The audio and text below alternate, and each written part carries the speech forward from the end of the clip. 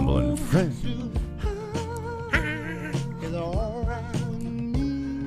Yeah, I don't care what you kids say. You know, this is radio. This is what it was supposed to be like. You know? Really? I don't know what it was supposed to be. Excuse me, I was half listening. I have no idea what you're talking about. Yeah. I just described the last 30 years. I was half listening. What were you saying? Yeah. Not you. I mean, you to me. No. Yeah. Hey, Phil, so when did we decide, like, we're not going to do... Oh, we won't come back. We'll just do this. We'll say hi, cool song, then we'll go to the Phil's intro, and we won't come back. And then we'll just move on. Yeah, I wouldn't crunch back into this song. This is a great song. No, absolutely it is. This is a timeless classic. Mm-hmm. Yeah, so are we. Hey, everybody. Great to be with you on this Humble and Fred Thursday. And now as as Reverend Al starts to fade, let's say hi to Reverend Phil.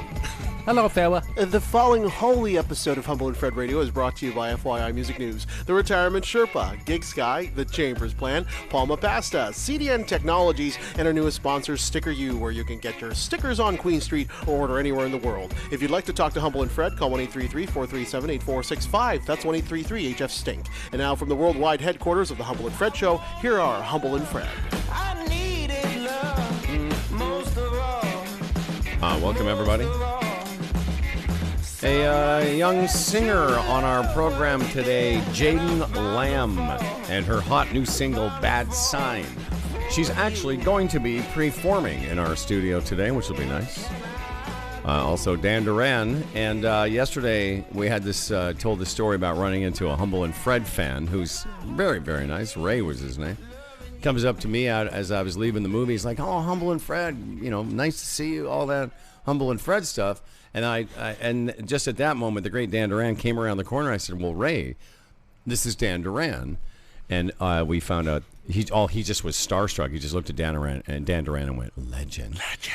Anyway, Ray had a different nickname in mind, and when Dan Duran gets here, I will reveal that nickname. Very good. Yeah. Well, yesterday's show was called "The Legend That Is Dan Duran." Yeah, it's pretty special stuff. He got top billing because he's a legend. Well, okay, I'm going to tell you something. Fully aware you're going to mock me, make fun of me, make fun of yourself.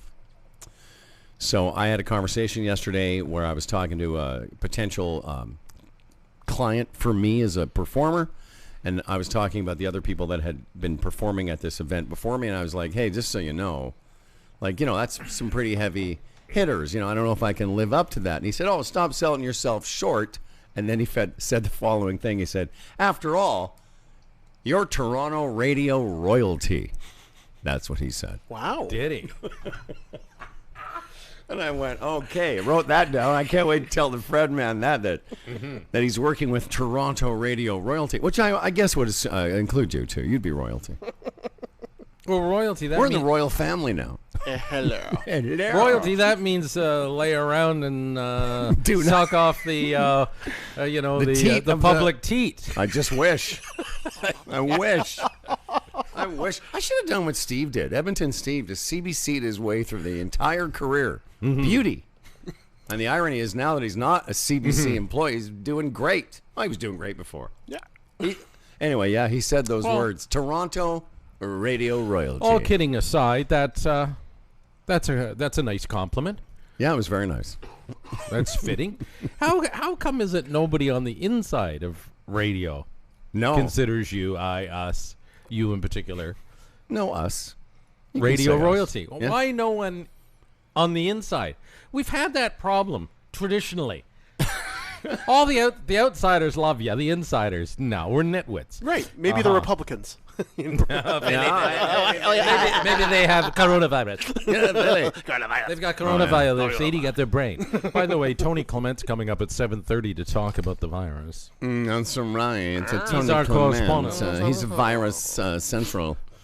I started watching Pandemic last night on Netflix, and I said to Rachel, just what you said, that they must have, first of all, two things. Did they have, because it just came out a couple weeks ago, but I said the streaming for this must be through the roof, and you confirmed it this morning.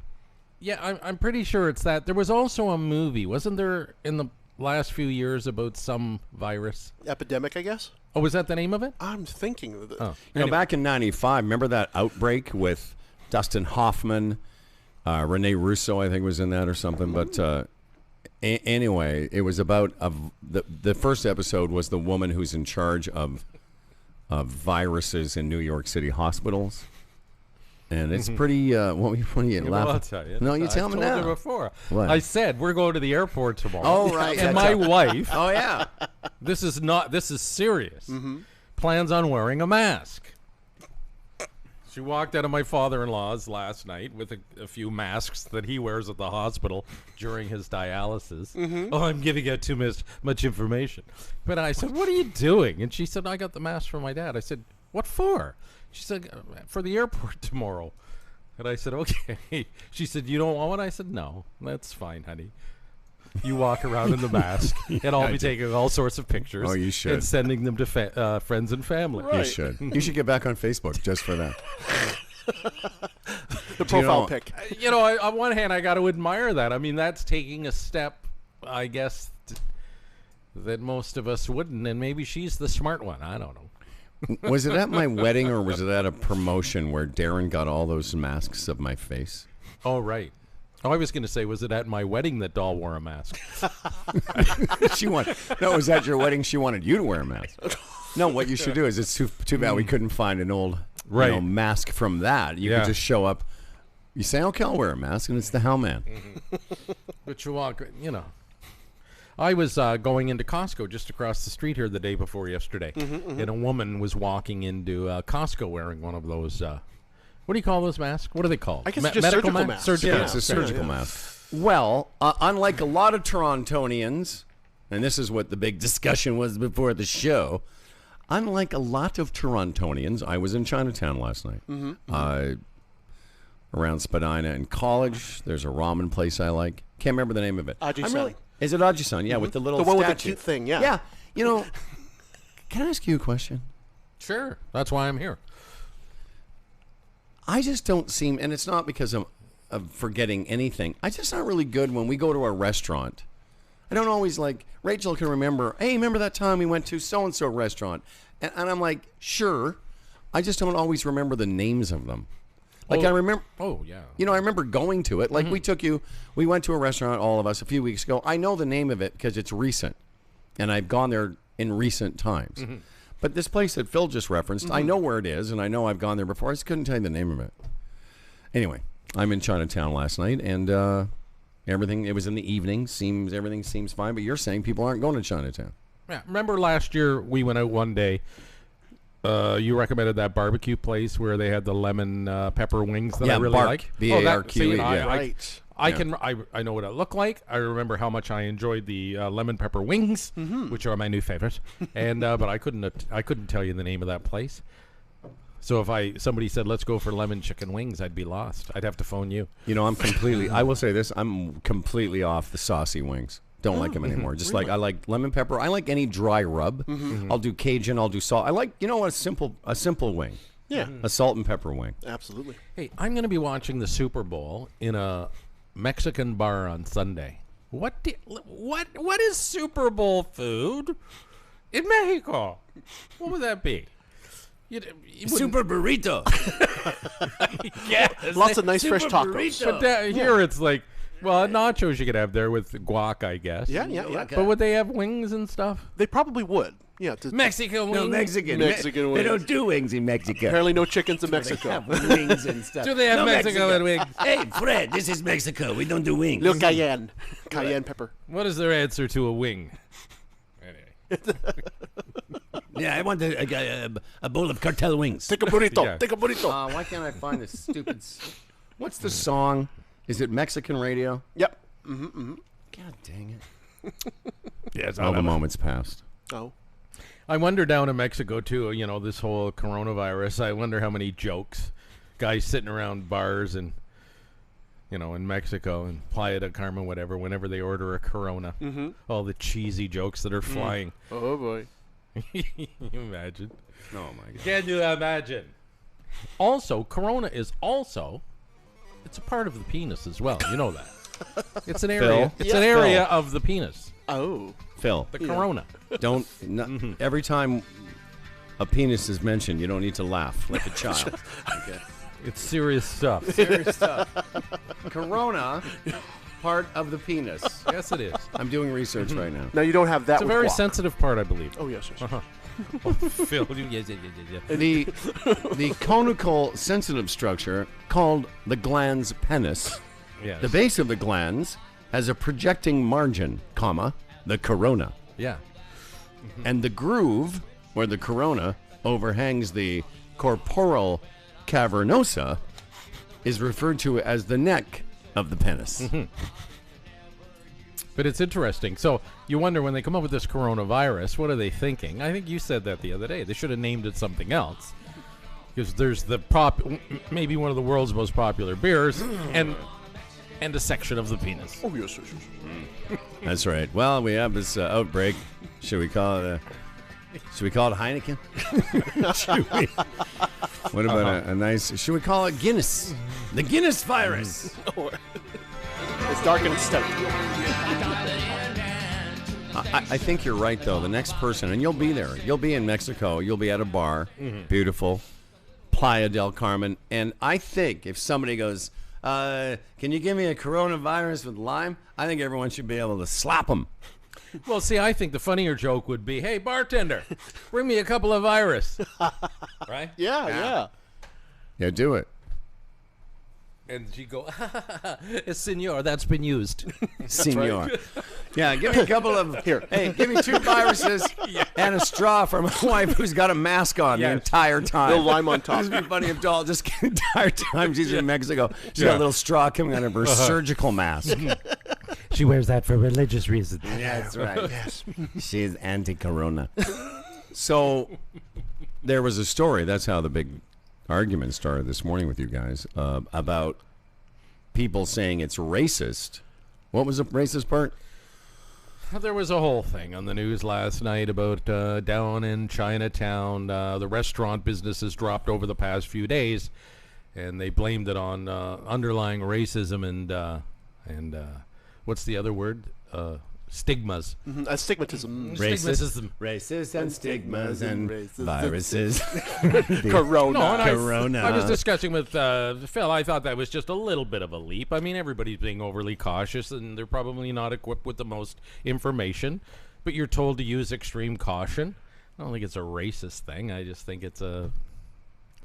People are just, overreacting. Yeah, that's their perception of things, and so some people may find this racist. It's not our job to say you shouldn't think that this is racist, but they do feel that. And then you've got other folks who have a genuine worry that it has something to do with our ethnicity as Chinese people to have this virus, right? Oh, that's too bad. Yeah. Well, at whatever time I was in that restaurant last night, like 5:45 until, I don't know, 6:45, it was packed. Yeah. There were people of all ethnicities in the restaurant. You're eating Japanese noodles in a Hong Kong-owned restaurant. It's as international and as you by can the way, get. there were some, what do you call us? Gaigaos? Haigus? What do you call white people? Oh, Angma.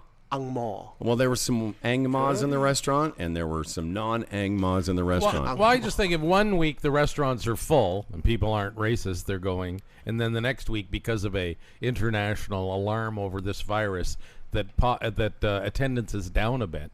I just think that's being overly cautious, maybe to a fault, but I'm not sure it's racism. That's all. Let's get Trudeau at a Just restaurant that's right now. just such a quick leap nowadays. That's true. That's all. It's an assumption, unfortunately. Yeah. Well, it was a lively discussion. Not And, really. I thought it could have been livelier. Well, you think? Here's the thing. What? At some point, just before I came upstairs, Phil starts yelling stuff about the Jews, and I'm like, all right. No matter what the discussion is, we always find a way to include the Jews. To be honest, Howard. And then I said, hey, I'm out of here. I'm more sexually frustrated than angry because the Listen to this. coronavirus has literally affected my flight schedule. I was supposed to spend a night in China on the way home with my wife, right, on an airline stopover, and we were going to do stuff. But we can't now. That They've means changed sex. our flight. And that's why you blame the Jews. What was that city that you were supposed to be for 17 hours? Shanghai, which So is nowhere close to there. He was getting it on the plane with Pearl and in Shanghai for 17 hours. They were going to go crazy. That's been reduced to 5 hours now, so they can't leave the airport. So as we're sitting at the Burger King at the airport, probably. So what are you going to do? You're just going to go in the... You know what you should do? You know how they have those washrooms? Yeah. Wait, this is good. They have those washrooms that are family, like, you know, where you're supposed to go, like a family washroom where you can change your kid. What? You just go in there, lay Pearl down on the changing table, and have at it. Hey, Dan Duran. Oh, hang on a second. Dan Duran, have you ever, in all your sexual adventures, have you ever had, relations on a change table? Like a baby change table in a family washroom? No, I haven't done that. Okay. That's something to look forward to, I guess. I guess. What kind of a table have you used? A dining room table? A kitchen table? I know I have. You know, a water table? there's a few tables. I'm sure that, Fred, you've used a table or two in your time. I don't know about that. His back was bugging him for a long time. An end table. Yeah. Hey, a TV table. Dan, yes, remember when we were at the movie and that guy said, "Oh my gosh, Dan Duran, legend." Remember that guy? How could I forget? Well, he just put this up on the Twitters. He said, "I just listened to the show and heard you talk about me giving Dan Duran the nickname The Legend. I'm glad I didn't go with my other choice, the Peterborough Hammer." Like, imagine if he had seen you and just went, "Hammer, hammer." Imagine, Dan. Imagine that. How'd your stress test go yesterday? That would have been a socially rude kind of experience then for both of us. How'd your stress test go yesterday? Went well. They shaved parts of my chest and put on those stickery things and encouraged me to keep on running. I didn't realize that the cardiologist or whoever ran the stress test, because they look at your heart with an ultrasound kind of device, I guess. Yeah. And you lay on a table on your left-hand side. It's an echocardiogram. There you go. Yeah. See, you're way more into it than I am. Well, I just had one. But they kind of hold you there. You're kind of like laying on your left-hand side. They kind of hold on to you. It's like a long half-hour hug. Have you had that done recently, Fred? So an echo is different than an ECG. An ECG is when they hook you up to, you go to your doctor's office, they'll hook you up to a sort of a little machine and they check your heart graphs. But an echocardiogram is when they take an ultrasound and then do like an echo of your heart chambers and your probably, you probably have had it. And then you did the running part, right, Dan? Yes, and then hop back on the table to after the workout. They wanted to see what your heart was looking like when it was quite active, when it was stressed. Well, we all know you have a big, beautiful Dan Duran heart. Did they confirm that? Yeah, they did. I asked them. They said we'll have to wait for the results.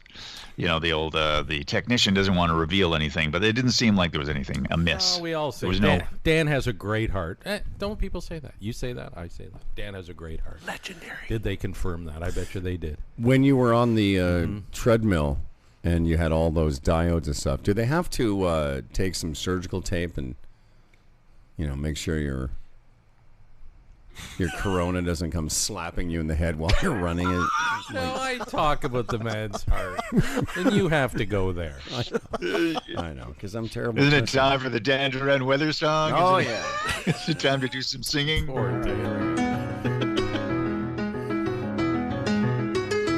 Peterborough hammer, hammer Peterborough. Peterborough hammer, hammer Peterborough. Peterborough hammer, hammer Peterborough. Peterborough hammer, hammer Peterborough. The legend. There's no doubt about it. Dan Duran is one of the biggest-hearted people you'll ever meet. And whatever you do, don't get between him and a shrimp ring. But that's a dangerous zone there. Very true. Well, I've been checking the weather out. I've been checking the weather out in Playa del Carmen, and it looks like there may be a little tiny bit of rain on Saturday. So the rest of us can wallow in your 5 millimeters of rain coming down on Saturday late afternoon. However, the rest of the time looks like you're going to basically it's 29 to 30 degrees for the entire time that you're there. somewhere in there. No, and it feels like 33, 34. I said to Howard this morning, I said, Yeah. maybe that's a bit hot. Maybe that's too hot. As for that rain, you know the way it works, eh, Howie? It rolls in, rolls out. It's actually refreshing sometimes. Yep. But thanks for that. So you're not even there. You're not even there yet, and you're already complaining about it. Oh, yeah. That's fine. Hey, listen. It gives the guy joy. Let him. Did you hear Doll's wearing a mask to the airport? What? Yeah, Doll's going to wear a surgical mask around the entire time they're because gone. it's an airport. Oh, she's bought into the whole People are terror, dying, Dan. the People horror. are dying. People are dying. Yes. Wow. Yep. So is it like one of those masks with two, bulbous things on the left and the right, kind of, the big, huge, germ mask? I don't know. I would imagine. She got it off my father-in-law, who wears them into the hospital. For whatever that reason. version. Yeah, whatever. She's wearing it, and I mean, that's just the truth. I hope she's not embarrassed if she's listening, which she probably isn't, but that's just the truth. It is. Because she's going to be seen in public tomorrow wearing the mask at the airport. I'm not sure that can those things do anything? I don't know. Yeah, they can make you laugh. Yeah, another thing. What he should do without her knowing it, what he should do is draw on the mask, like just a little Joker face, or maybe write "I'm with stupid" or one of those things. Or I just tooted. I just tooted. No, Fred just farted. Just make it fun. Someone call a doctor. Make it fun for people, Dan. Make it fun for other people. You're right. There must be a monetary. There must be some sort of job in that. There might be some way to make some money off this whole thing, right? How, wearing Put a a little mask? stand at the airport. Right, yeah. Sell those masks with personalized, Toronto like Maple a Leaf. T-shirt shop for masks. Toronto Maple Leaf mask or anything like that, yeah. Yeah, I like it. Raptor Happy mask, face. happy face. Yeah, That's brilliant. Anyway, Or have one that says, I'm with infected. Silenced by the Habs. Like a Habs logo, silenced by the Habs. so Dan, Silence of the Habs. Yes, Yeah. yes, I get it. Dan, did you actually do any forecasting for the Hamilton people and the Southern Ontario people? I did not. Can you do And that for us? you know what? It's for the next few days we're going to see more cloud. Though I'm seeing in the Peterborough area here a beautiful sunrise right now. There is a little bit of cloud in the air, but it'll get cloudier as we get into the weekend, and probably on Sunday there's the biggest chance of flurry activity. Mainly cloudy for the next few days.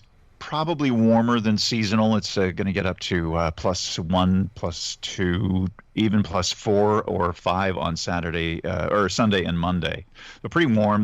But between now and Sunday, though, there could be maybe about 2 centimeters of snow, if that. Just some areas will get a little snow. Maybe a little lake effect snow in the Hamilton to west of that in the southwest Ontario, seeing a little tiny bit of snow flurry activity, but not lots. And a high pressure zone is kind of hanging out for the next little while. So we're looking for just a little bit of flurry activity and warmer temperatures than normal, except for the overnight tonight. For tonight, it's going to get pretty normal with -8, -7 in that area. It's still, they look pretty mild. Even for Groundhog Day on Sunday, +4 apparently in the GTA and surrounding area. Hopefully, I forget what it is. Whatever he says, I forget whether it's if he sees his shadow, it's 6 more weeks of winter, right? That's right. And then if it's overcast, then early spring. By the way, Dan, I was watching the Weather Network the other day. Why don't you? You're better than most of those guys. Thank you. Have you put an application in there yet? I've given a couple of calls, and as a matter of fact, it's on my list to give them a call back again today. I was recommended by someone to somebody over there, and I'm just trying to track it down. I'm working on it. They could use a Dan Duran. I think you're right. Mm-hmm. That's quite a list. Get on that list, my friend. Mm-hmm. Call them back, because that's where you deserve to be. We'd be sad to see you go, but you deserve it, my friend. Well, maybe he'd get a shift where he could still do this. Oh, no. As soon as they hire him, the first thing they'll say is, okay, enough of that little nonsense business with Hubu and Fran. Dan Duran Weather brought to you by... Huh? Go ahead. I didn't say anything. Anyway, listen, it was great with... I can say something. All right. Okay. We got a great trip, Fred. All right. Have a good time with Howard next week, Dan. That'll be fun. It'll be very fun. Dan Duran here on Tuesday, Wednesday. Monday is Larry Fedoric, and Thursday next week will be Peter Cuneo, all of our guest Freds. All right, Dan Duran brought to you by Dan Duran. Dan Duran, thank you very much. Right on. Right on, brother. And, of course, we'll be back. Tony Clement, former second in command in this country. Was he not second in command at one point? I think he was vice president of the United States at one point. Tony Clement, His lordship. who was in Obama's White House. He was at Downton Abbey. Sir Tony Clement will join us. We're going to talk about the coronavirus, travel advisories, what governments are doing, all that stuff when we come back. This is the place to be. It's Humble and Fred Radio. And he raped her and killed her, then he took her home. Excitable boy, they all said. Well, he's just an excitable boy. After 10 long years.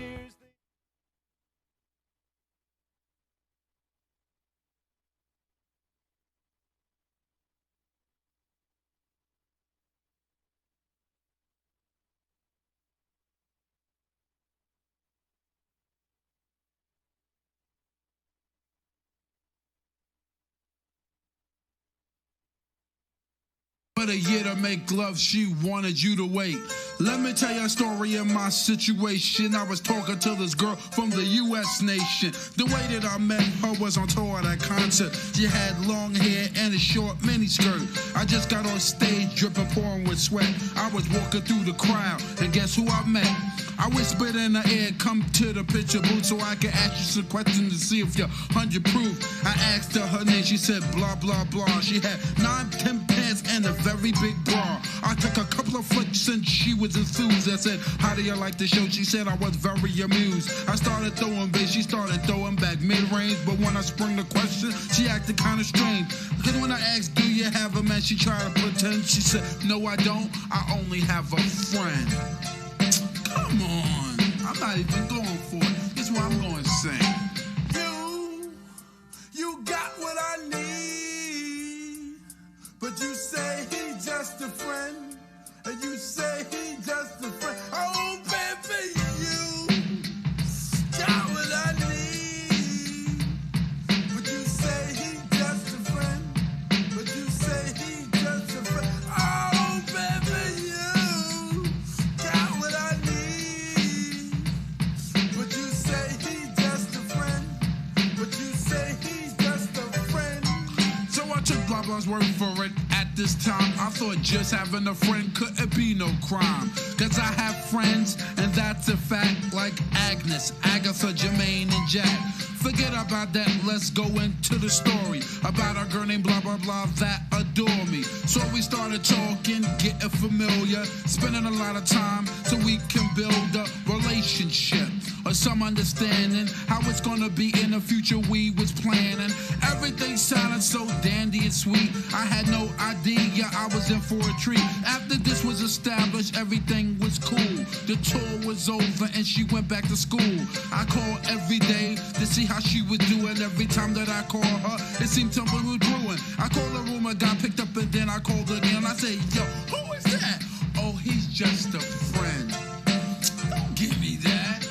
Don't even give me that. Just bust this. You got what I need, but you say he's just a friend, and you say he's just a friend. Oh, baby, you got what I need, but you say he's just a friend, but you say he's just a friend. Oh, baby, you got what I need, but you say he's just a friend, but you say he's just a friend.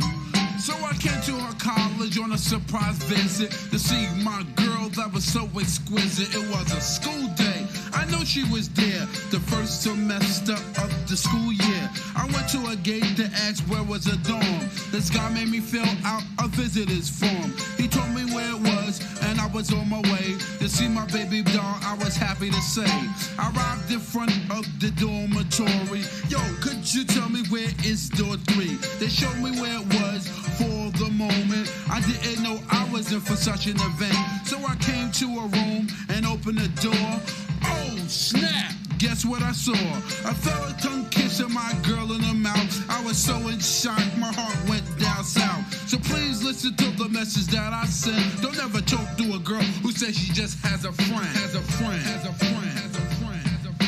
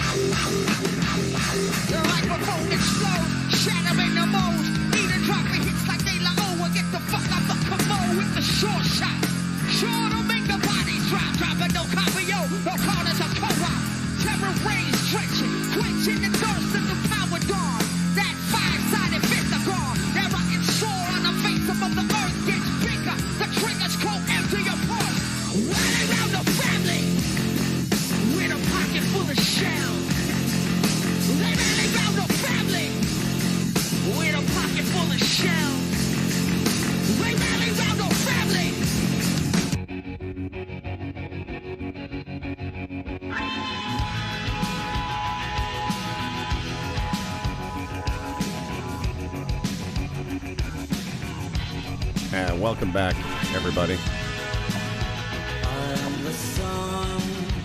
It's great to be with you. This program, The Humble and Fred Show, legendary Toronto radio royalty.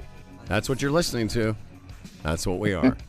Yeah. Featuring the legendary Dan Duran, everyone's favorite Phyllis Hong, and Baby Sean Sargent. Tony Clement standing by to talk viruses and what it's like being in the government when something like this happens. It's fascinating. First, let's talk about these fine folks. Hey, the Chambers of Commerce Group Insurance Plan, chamberplan.ca is where to go to get a free quote for your small business. Yeah, a small business, say 1 to 100 employees. 30,000 Canadian businesses now part of this. Been around 40 years, so it's strength in numbers. I'll tell you, so many great products under the umbrella. Listen, if you go there to get a free quote and read about what you can do for your small business, you'll be amazed. It's health insurance, dental insurance, teledoc, travel insurance, on and on and on. You probably never thought that a small business could be so well covered.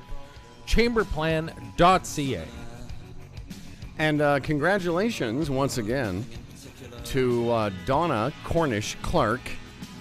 And thanks to all the folks that entered our Sticker U contest. Donna won herself 4 tickets to tonight's opening of the Sticker U Permanent Museum opening. Did I get it? That's right. I apologize. I'm trying to work on some stuff here, too. Anyway, it's tonight. Toronto Mike and I will be there. It's going to be a great time from 6 to 10 on Queen Street.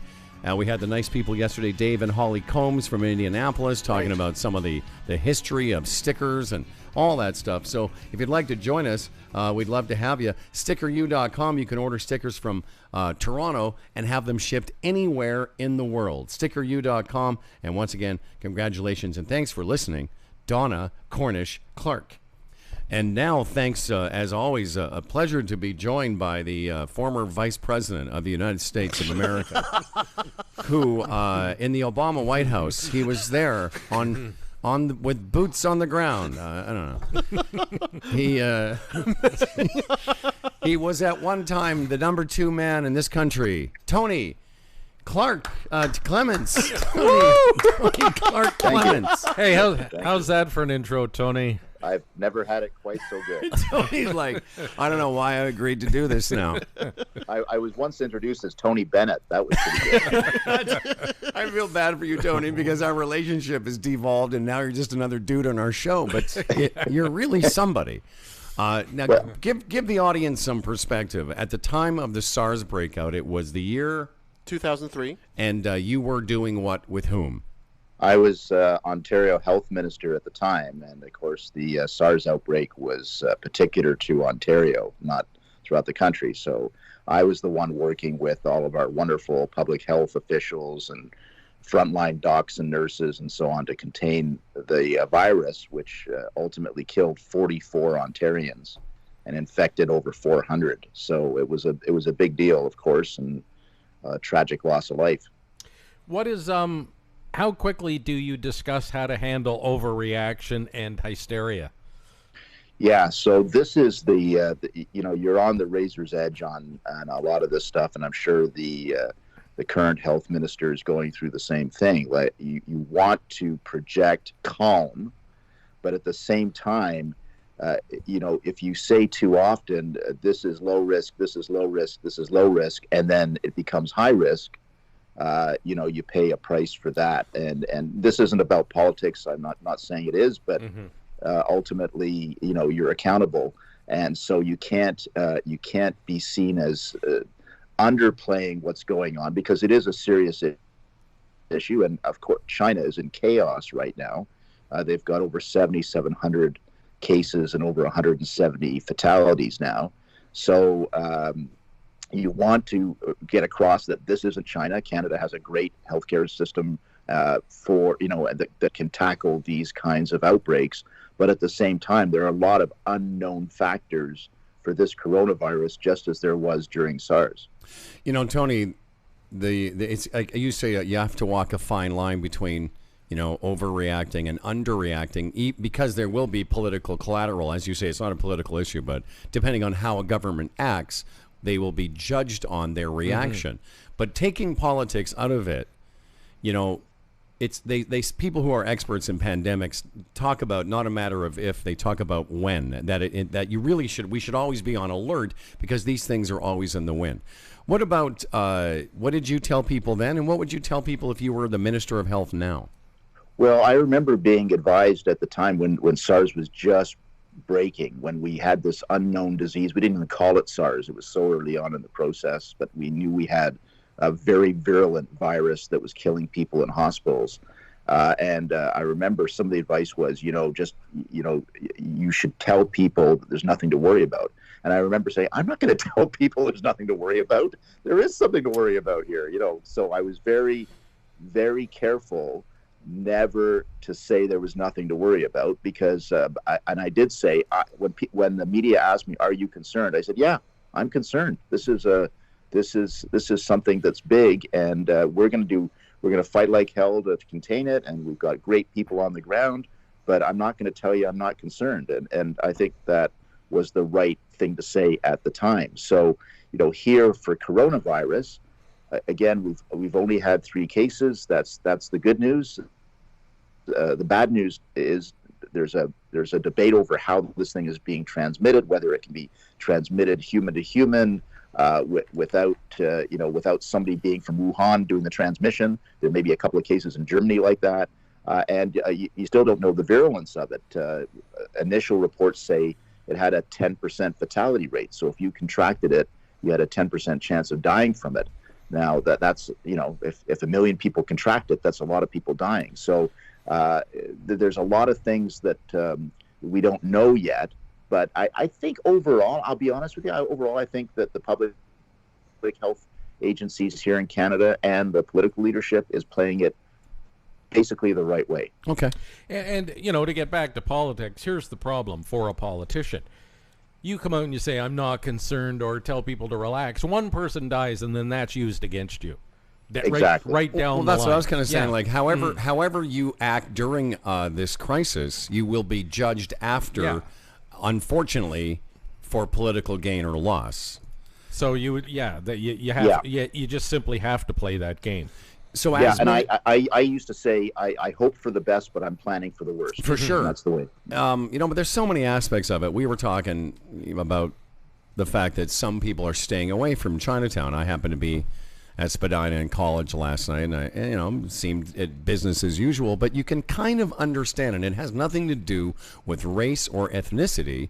But you can understand if you were hearing what you said. Statistically, it's a very virulent disease, and you can sort of see people wanting to stay away from where there might be people gathering who have had exposure. Again, maybe not without cause, but still there's an effect to it. Well, because the government, the powers that be, say exercise extreme caution, and if that means avoiding certain areas that are more susceptible, that's what you do. Yeah, well, in 2003, you could have shot a cannon through Chinatown. You wouldn't hit anybody. It was a ghost town, and so people see all the images from Wuhan and Shanghai.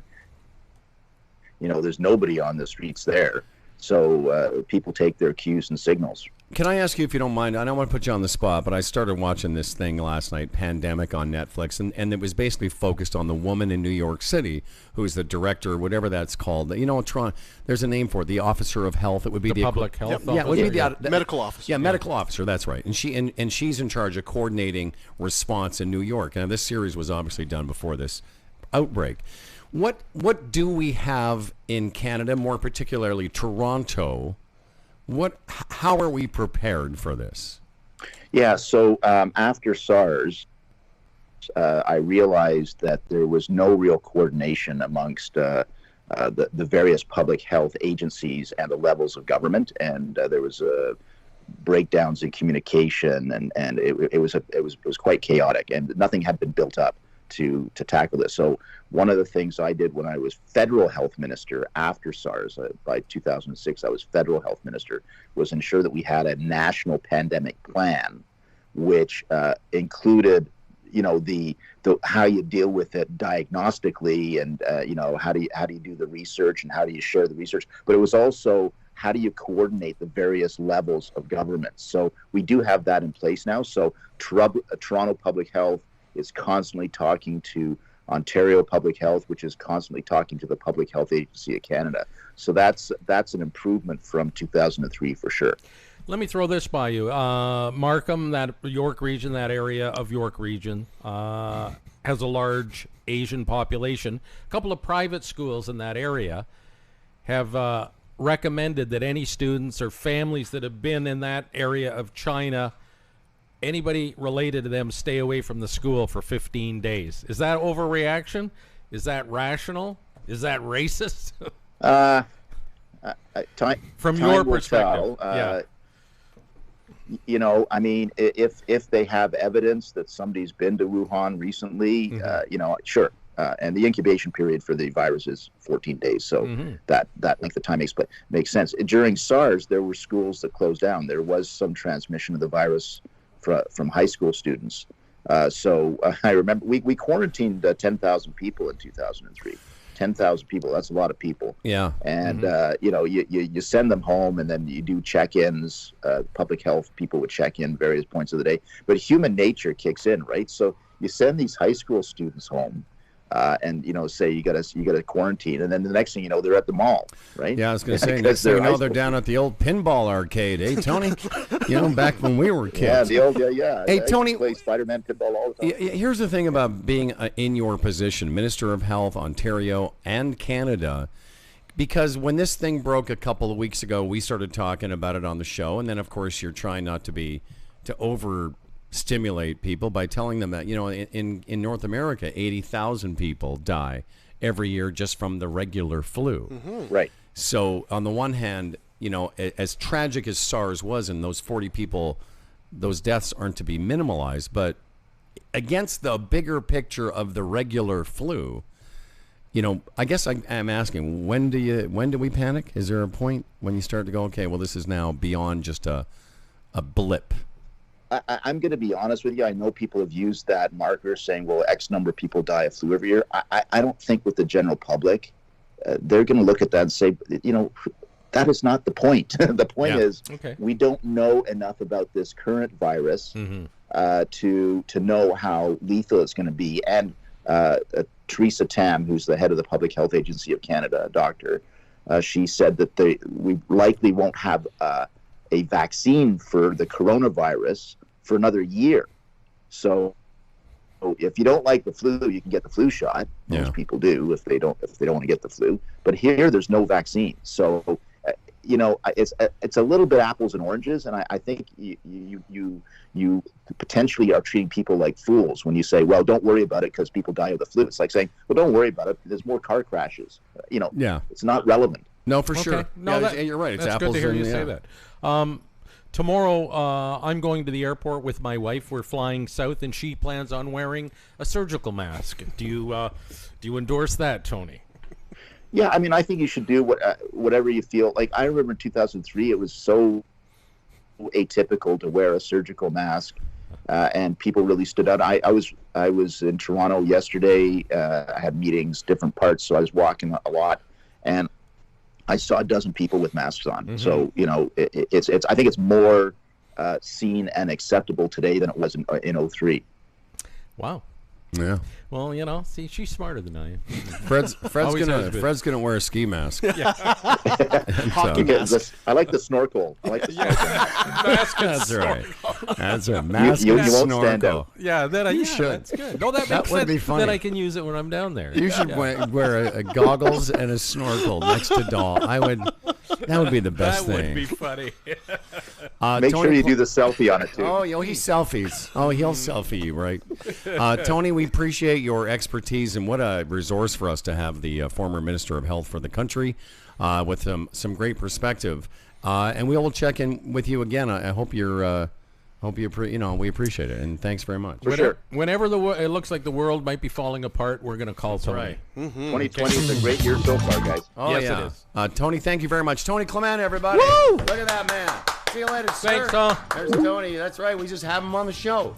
Who did you have on the show today? Well, the former Minister of Health. And Howard. Just to be fair, to play the other side, to appreciate the fallout from these things, Phil told me a story downstairs about what happened to him during the SARS when you went back to school. Tell that story. I didn't even leave the country. I didn't leave the province. I didn't leave the city. And so my family happened to be vacationing in China as SARS was developing. And so when they came back to Toronto, we were told by, I think it was Mr. Clement, in fact, to stay in our house for 20 days. And so after I came home, first day of school, after we were home, I went to school. First day of school, I sit at my desk, and all my classmates moved their desks away from me. Wow. So there has been stigma in a certain way. Yeah. Oh, yeah, man.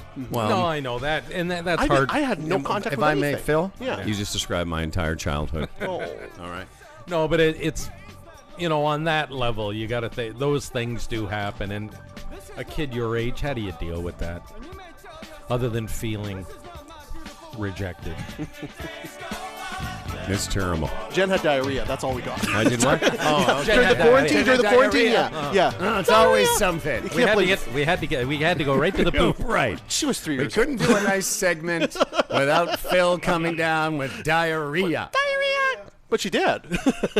Sean Sargent's here. He's from Georgetown. And what's the Georgetown response? What are you guys doing? You going to the bar every afternoon at 4? And yeah, I got to meet my dad. And what they do is they go to the bar and then they take beer napkins, tie them around their face. Every road that enters Georgetown, they've cut down big logs and put them across the road, and they're standing there with shotguns. That's right. Controlling who comes in and who comes out, right? Go to the bar. That's the only way. Yeah, I feel like everyone in Georgetown is like those two people from Ozark, Yeah. The what do they call? They were great, by the way. Those two, the couple, and then she kills him at the end. Yeah. Those people. Spoiler alert. Yeah. No idea what you're talking about. Yes, you do. They were the hillbillies. I can't remember. Ozark. Yeah. They were the ones that... Right. They had all the money. They had all the money, and they owned the land, and then she were poisoned him at the end because she was crazy. Yeah. Those two. Yeah. That's Georgetown. Okay. All right. Exactly. All right. All right. This is why That and the Beverly Hillbillies. Yeah. Future That's predictions fine. going on here. About... Well, anyway. Well, you know what? It was pretty. I didn't. I'd forgotten that Tony was the Ontario Minister of Health. Oh, yes. And the country's Minister of Health, and now he's on our show. We're telling everyone he's the Vice President of the States. It's kind of both. Listen, if it comes to it, I'm going to walk around in a mask. I'm going to the airport a week from Sunday. We're flying out, me and Rach, GFR, and I'm going to run it by her. She'll probably know where to get some cool hipster masks we can wear. Well, I'll get mine with a little goatee. When this first broke out, I heard a conversation with someone going, "Oh, geez, if you're going to go to the airport, it's one of the worst places. An airplane's one of the worst places to pick up a virus." And then I heard another report after that saying that the constant transfer of air or something in an airplane actually makes it a better place to be. What would your position be on that? I think in general the air inside of that tube is dry. And I think you're exposed to a lot of the air. You're sharing it with the people on the plane at that time. But I think in general, because it's, I don't think it lingers. I was going to ask you this, fella. Yes. Like, how is this disease being transferred? Because is it airborne or direct contact? So they're working on a definite response to this, but for some folks, it's you have to be with a sick patient to receive that yourself. So unless you're on an airplane that has a sick patient with this virus... What are the chances? Yeah, exactly. Although you never know. You never know, but you'd have to have direct contact with that person. Like something like a 2-meter radius, according to the government the other day. They were talking about that flight with our first and second cases of this stuff. And so they're saying, well, anyone who sat 2 meters from this guy, here's the seat map, you're going to have to call us. But you know how sometimes you get off an airplane, you kind of feel sick anyway? Yeah. You know what I mean? Like you do, you sort of... the air is dry and your sinuses are... All I need is the air that I breathe. All right. Okay, remember that song? Yeah, of course. Always. Hi, who's this? Hey, it's Rick. Hey, Rick, what's going on? Long-time listener. So for your plane trips, gentlemen, the recirculated air on a plane is about 5% fresh air. That's it? Well, it used to be about 15, and then I was on a plane with a lady going down to Washington, D.C., because she was going to fight to keep it at 15, but the airlines wanted to drop it to 5. So then there's HEPA filters there that take out, airborne contaminants. So the air is going to be cleaned, but, if precaution's sake, I think, Fred, your wife, is on the right track. Oh, yeah, I said she's smarter than I am. I know that. They don't start, Rick, in an airplane, they don't start, you don't need to have air, they don't, what's the word I'm looking for, Phil? They don't turn on the pressurized. Yeah. So it's a pressurized cabin, but until 12,500. Above 12,500, you start to need auxiliary oxygen. So they're pumping that thing through almost immediately. As soon as they take off, the pressurization starts so that you always feel like you're at 10,000 feet. So helicopters are never pressurized then? Not never. I would assume Dave this would be a good question for Dave. I think helicopters that fly above 15,000 feet would have some pressurization. They'd have to. But Kobe's wouldn't. No. They weren't that a high. Helicopter like that. Would it have the All right, capability gentlemen, to pressurize? I'll let you get back to Oh, your sorry, Rick. Yeah, thank you. Okay, Rick. Rick's Love like, you. all right, Talk to you guys, later, buddy. I have a real job. Thanks, Rick. Rick's like, sorry. problem. Kobe's, I don't know. Like the little plane that Dave and I owned, when we flew it higher than to the point you need oxygen, we had little oxygen tanks, and we had little nose canolas, they're called, like, in the hospital, those little things to augment your breathing. Like those people who stand in front of hospitals smoking cigarettes with that Exactly. with Like an oxygen in tank. their nose. Yeah. Exactly what it was. Those people. Anyway, but listen, maybe Doll's got it right. Yeah. Maybe Doll's got it right. You know what? In the end, Doll's always got it right. I've learned to appreciate that. You know what she was most right about? You. Marrying me? Yeah. Oh, no, thank you, Howard. Yeah, it was the best thing she ever did. Oh. That's all I have to say. Yep. Thank you. Thank you very much. Seriously, she's a very lucky That's woman. very sweet. She's a very lucky woman. And we're all lucky that, that she hasn't killed you. See, I should have just left it. I should have just left it, Phil. Oh, hi. Why can't I? I wonder my kid doesn't want to eat with me. Anyway, listen, we got to take a break. And we're going to have a beautiful performance coming up, Phil. That's right. Okay. You know, we should get Doll on the phone, see what she's all about with this mask and stuff. Yeah. I wonder if she would. I'd love to talk to her. We'll come back here in a second, live on Canada's comedy superstation, Funny 820, and of course around the world at humbleandfredradio.com. What more could I ask? There's nothing left to be desired. What if I left and it made no sense? And you tell your friends and they hold your hands, baby, never mind, never mind, never mind, never mind, never mind, never mind. What if I left and it made no sense? And you tell your friends and they hold your hands, baby, never mind, never mind, never mind, never mind, never mind. Alright, I'm ready now, ready now. I ain't gonna fall back down now. Alright, I'm taking on me, baby. Alright, I ever ask, are you gonna be my lover? Tonight, I take you with me. What if I left and it made no sense? And you tell your friends and they hold your hands, baby, never mind, never mind, never mind, never mind, never mind, never mind, never mind. What if I left and it made no sense? And you tell your friends and they hold your hands, baby, never mind, never mind, never mind, never mind, never mind. What if I left and it made no sense? And you tell your friends and they hold your hands, baby, never mind, never mind, never mind, never mind, never mind. What if I left and it made no sense? And you tell your friends and they hold your hands, baby, never mind, never mind, never mind, never mind. Alright, I'm ready now. I ain't gonna stop right now. Alright, I take it on me, ooh, baby. Alright, I never asked, do you wanna see my fire? Tonight, take it with me, What if I left and it made no sense? And you tell your friends and they hold your hands, baby, never mind, never mind, never mind, never mind, never mind, never mind, never mind. What if I left and it made no sense? And you tell your friends and they hold your hands, baby, never mind, never mind, never mind, never mind. What if I left and it made no sense? And you tell your friends and they hold your hands, baby, never mind, never mind, never mind, never mind. What if I left and it made no sense? And you tell your friends and they hold your hands, baby, never mind, never mind, never mind, never mind. What if I left and it made no sense? And you tell your friends and they hold your hands, baby, never mind, never mind, never mind, never mind. What if I left and it made no sense? And you tell your friends and they hold your hands, baby, never mind, never mind, never mind, never mind.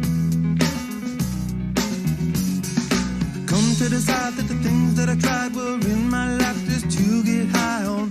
When I sit alone, come get a little known, but I need more than myself this time. Step from the road to the sea to the sky, and I do believe that we rely on. When I lay it on, come get to play it on, all my life to sacrifice. Hey, oh, listen what I say, oh,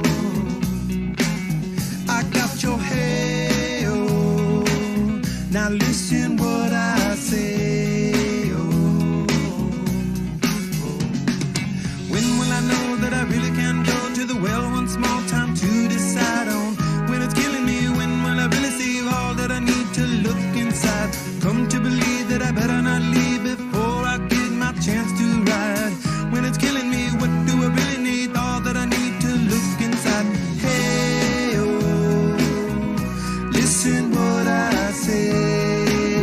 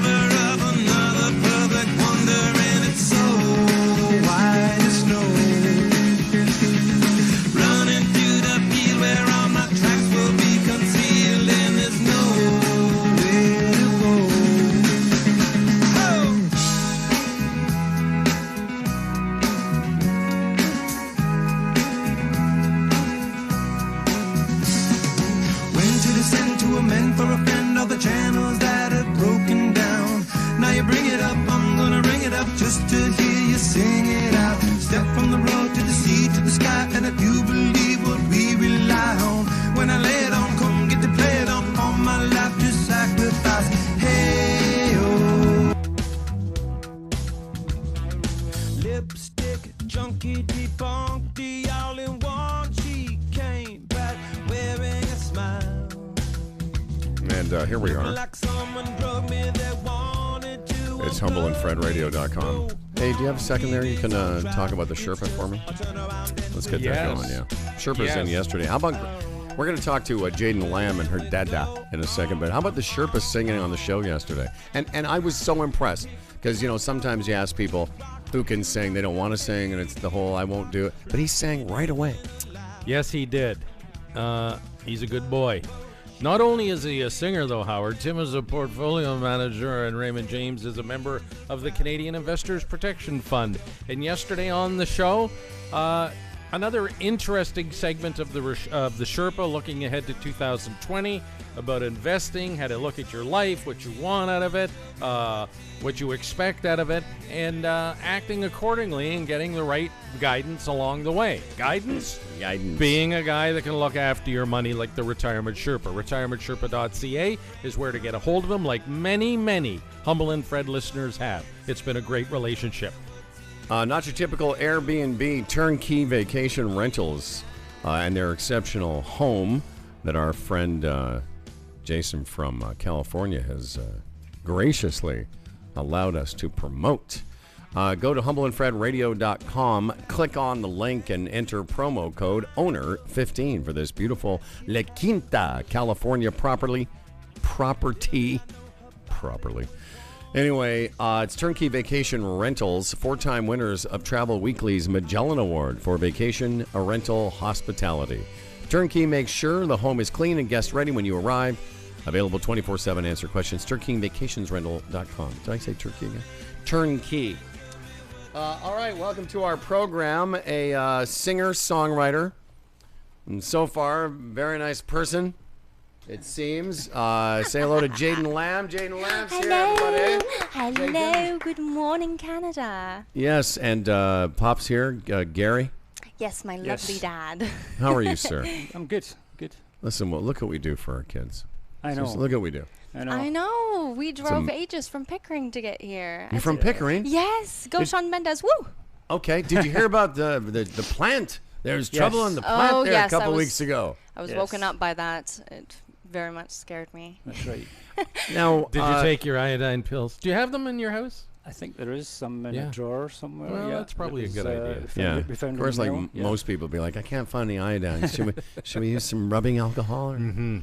Jaden, it's great to have you here. You're doing the singing. I am. I do the singing. Yes. And you have why do you have a pet with you? You have a little. This is Lamb Chop.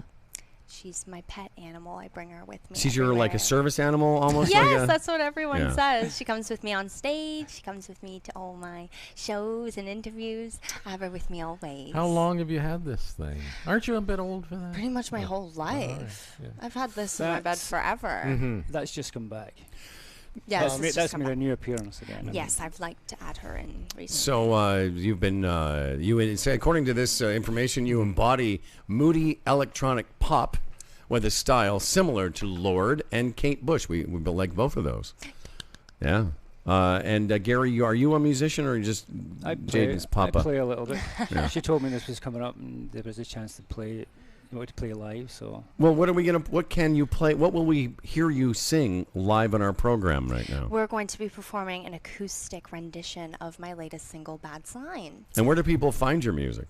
You can find me on Spotify and Apple Music and YouTube Music, Deezer, everything. Wow. So where is your music produced? In your home? Like you young artists like you have to be really inspired, like Billie Eilish. Is that? Oh yes, right? Yeah. You know, who produce this stuff in their home and throw it out themselves and become become world superstars. Yeah, I make the most of my music in my room or in my basement. I've collaborated with artists before, and they make it in their rooms or their basements. Well, when Mr. Patterson and I first started out, you had to get a record deal to go into a big fancy studio somewhere, and there was no guarantee anyone was ever going to put that music out. And then they ripped you off. Well, yeah, they ripped you off. Then you took all ended your up, money. and then you ended up down and out. Yeah. And They got obviously rich. hooked on drugs, obviously. And anyway, but now, sorry about that. It's different because you can just bypass all that, right? Yes, it's lovely. All right. Well, listen, we're excited to have you and your dad. Is your last name, are you Lamb, or is that the Yes. state? Yes, that's our real both last lambs. name. How long have you lived Three here, lambs Gary? here. I came here in about 1990, something like Right that. at the start of the Humble and Fred Revolution. Yeah. Yeah. That's right. That's why I came to Canada, basically. Well, that's what a lot of people. I don't know if you heard, but we're Toronto radio royalty. Yes. I heard we were listening to you on the way in. Oh, were you? Yeah, it's pretty sad, right? Sad. We're just two sad old guys who like to make poopy jokes. Although I don't know if we should talk royalty to Scottish people. You know, No, they're yeah, not really that exactly, big on it. Sorry about that, Gary. Okay. all I'm right, used to it. let's get your guitar. Let's get those other microphones now. Let's do the other mics. Now that we have the handheld. So he's 5 on the guitar. Yeah. Beautiful. Let me hear the guitar. You don't need those headphones anymore, Gary. Just let me hear the guitar. And Jaden Lamb, let's hear your microphone. Oh, my name is Jaden Lamb. Woo, woo, woo, woo, woo. Okay, sure. Why not? Woo, woo, woo, woo. You know what? You are sickly sweet. You are. You really that's are. right. All right. Gary, let's hear a little. Everyone, with an acoustic version of her new single, Bad Sign. Here's Jaden Lamb, Mama. Thank you very much. All right, go.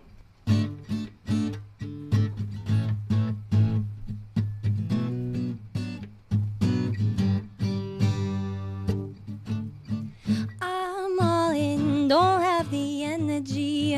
I know it's no surprise. It put me out, but you keep asking me back like you just can't decide. And then I see what I don't like, looking like you got a few sides. You're showing me all the bad signs. You tell me that you want me, tell me that you need me. Every time you call me, you just wanna repeat. Keep me at your subtweet, tagging all your selfies. Every time you add me, I just get more angry. Showing me all the bad signs. Showing me all the bad signs. Showing me all the bad signs. I'm done and don't have the driving me. I know it's no surprise. You let me down, but you keep hitting me up. Why can't you just decide? And then I see what I don't like, looking like you got a few sides. You're showing me all the bad signs. You're showing me all the bad signs. And then we're deep in a new fight, looking like it's going all night. You're showing me all the bad signs. You tell me that you want me, tell me that you need me. Every time you call me, you just wanna repeat. Keep me at your subtweet, tagging all your selfies. Every time you add me, I just get more angry. Showing me all the bad signs. Showing me all the bad signs. Ooh, showing me all the bad signs. You tell me that you want me, tell me that you need me. Every time you call me, you just wanna repeat. Keep me at your subtweet, tagging all your selfies. Every time you add me, I just get more angry. Showing me all the bad signs. Oh, showing me all the bad signs. Showing me all the bad signs.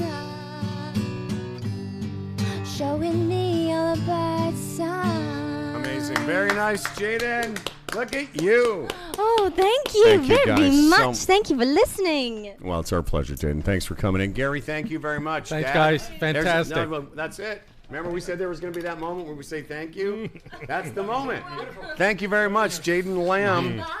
Go check her out on all the social medias and all that stuff. Great to have you here in our studio. I'm going to turn those off. Sean, let's get some pictures and such. Thanks, Jaden.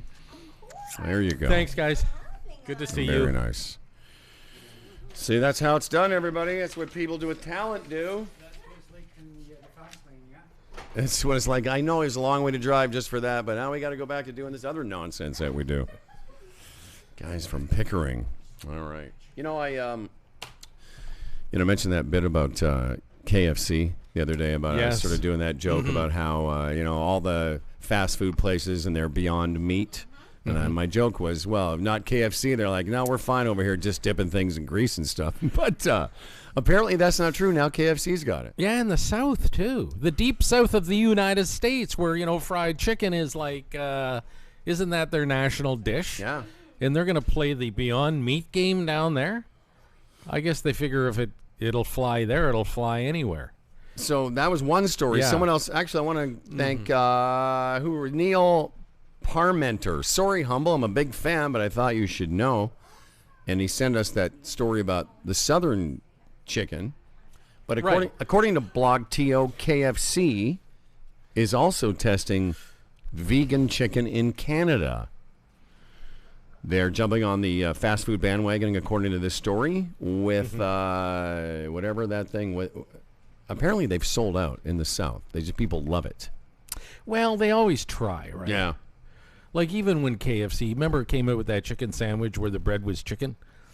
Remember that? Yes. Where it was 2 pieces of battered chicken with a piece of grilled chicken in between? Yeah.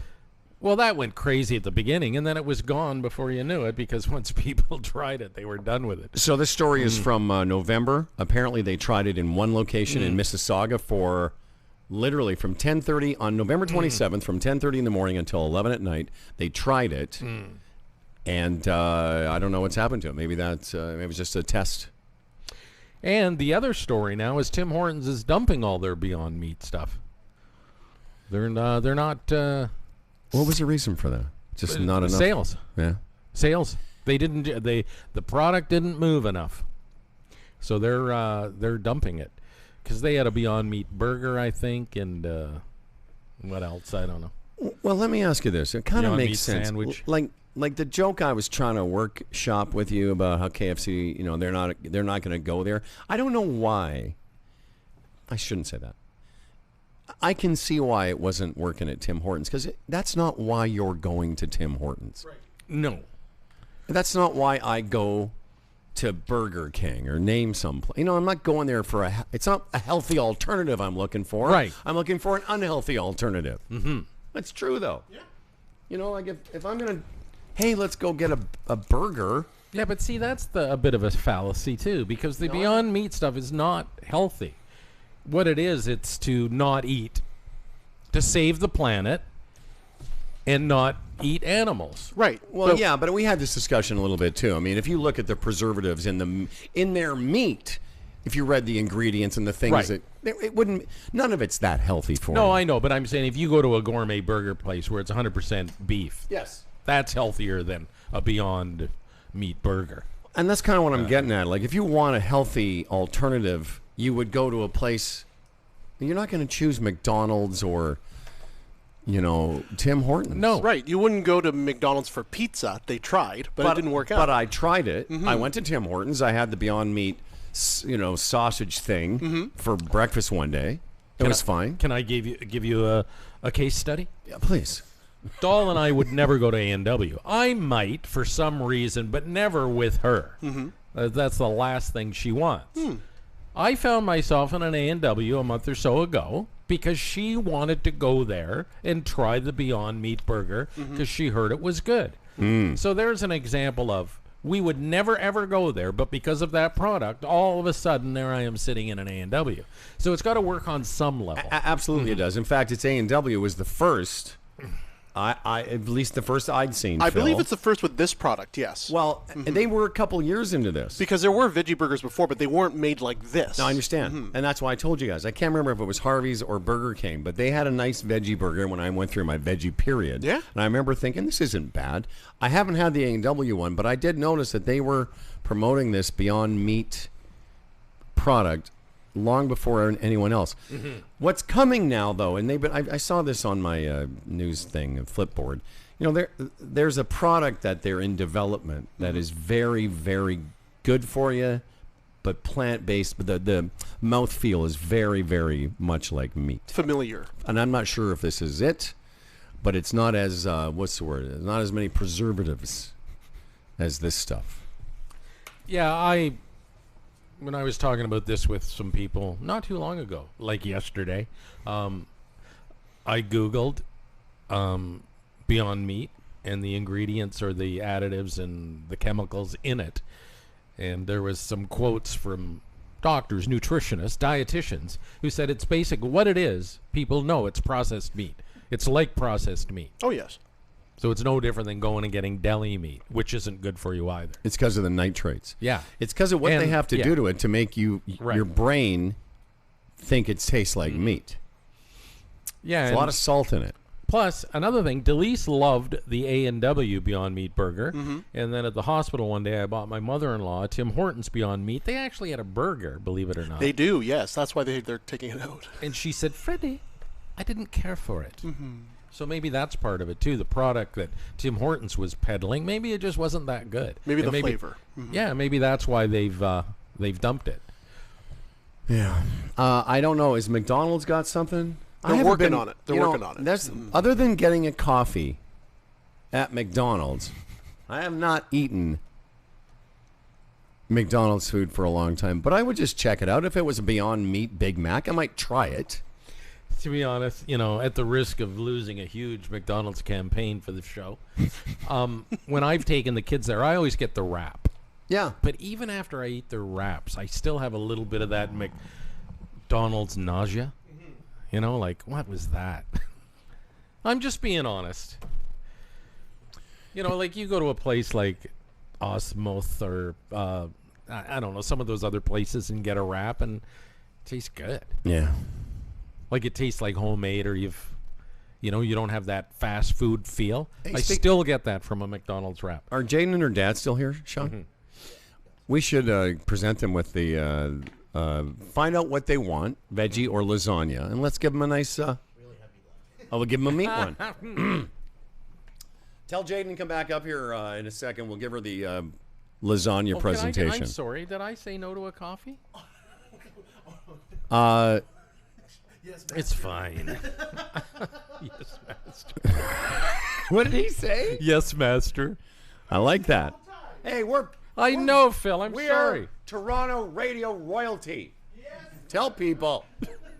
God damn it. Jaden, just come on over and grab a microphone. Just one. Just Jaden. Here. Yeah. Jaden? Yes.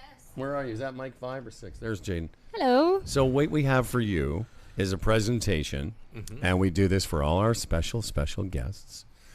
And do you like lasagna? I do, yes. With meat? No, I don't eat meat. Gary, do you eat meat? Well, this is for Daddy then. For Daddy. This is going to be for Dad. Of course you don't eat meat. You're 22. Yeah. This is from our friends at Palma's Pasta, Palma's Kitchen. Oh my Yay. goodness, Palma's Pasta, Look at that. There you go, Gary. Wow. You can order online, skip the dishes, or go to Palma's Pasta, palmapasta.com. There you go. There you go, Gary. That'll keep you going all weekend, brother. Thank you. Thanks, Jaden, and thanks for bringing a little bit of sunshine into our studio today. Take the water, hold that up. That's and do you have other sweet. kids, Gary? Yes. Older or younger? Younger. Yeah. She's 4 years younger than Jaden. Oh, nice. Another up-and-coming artist. Well, we appreciate you guys coming in. Safe travels, Jaden. Thanks very much. Thank you so much for the lasagna. You're so welcome. There you go. See you later. It's like a paying gig. We pay people in lasagna here. Thank you. I saw this thing on the internet this morning. I thought you'd find it funny. It says, sad news from Minnesota. The Pillsbury Doughboy died of a yeast infection and trauma complications from repeatedly being poked in the belly. He was 75. Doughboy was buried in a lightly greased coffin. He's survived by his wife Play-Doh, 3 children John Doe, Jane Doe, and Dosey Doe. Plus they had one in the oven. He's also survived by his elderly father, Pop-Tart. The funeral was held at 3:50 for about 20 minutes. Type of thing. Well, you'd like that. That's good. Yeah. Yeah. That's real good. And, Doughboy rose quickly in show business, but his later life was filled with turnovers, Fred. See, Phil? You like that stuff. He was Danish. Yeah. You know, plus, we were talking to Gary. You mentioned royalty. Gary from Scotland mentioned the whole royalty thing. Have you seen this, what's going on with Meghan's old man, Thomas Markle? He's the best. He's crazy. Now he's calling Harry a candy ass. Oh, yeah. And he wants to, like, kick his ass. He wants to fight him. Yeah. Harry went to war.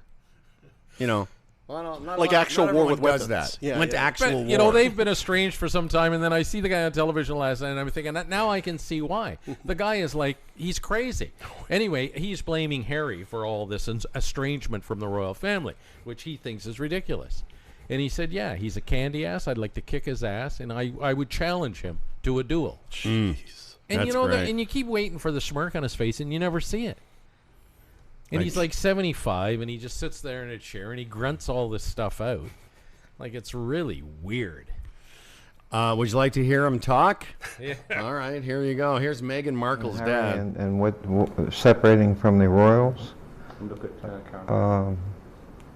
I think I've already said it's just disappointing to me, and it's disappointing because she actually got every girl's dream. Every young girl wanted to become a princess, and she got that. And now she's tossing that away for. The thing is, he's just some old guy. No one should ever have asked him anything. Right. He's not to do this. This is not what he's doing. But isn't that interesting? He's speaking for that's every girl's dream. Well, obviously not hers. No. Your daughter, your kid. That's right. You're supposed to want your kid to be happy. That. What is their story? He's had nothing to do with her for a long time, or yeah, there was some. I guess he and the mother divorced, and and she was sided with the mother or lived with the mother, and every so often he pops up and gives us 2 cents worth. But that's what it's like. He complains he's not invited to anything. It shabby. They're turning it into a Walmart with a crown on it now. It's not. Why does anyone care what this guy has to say? He said they're turning it into a Walmart with a crown. What is that? This is somebody from like an actual news outlet, right? Talking to this man about his daughter destroying. It's something that's ridiculous. They shouldn't be doing this. I can't see her reaching out to me, especially now. Yeah, especially now. Yeah, did he go to the wedding, or he didn't go? No, to the wedding? He was sick. He said he was sick. He said he was sick, which is a great excuse for not going to someplace. That's right. I don't know if he even received an invitation. No, they had an animosity over that. Yeah. Oh, so then he said he was sick. Right. You can't not invite me. I was sick. And then Meghan's sister defended her father. It's like, oh my goodness. Mm-hmm. Holy moly. Where are they currently in our country?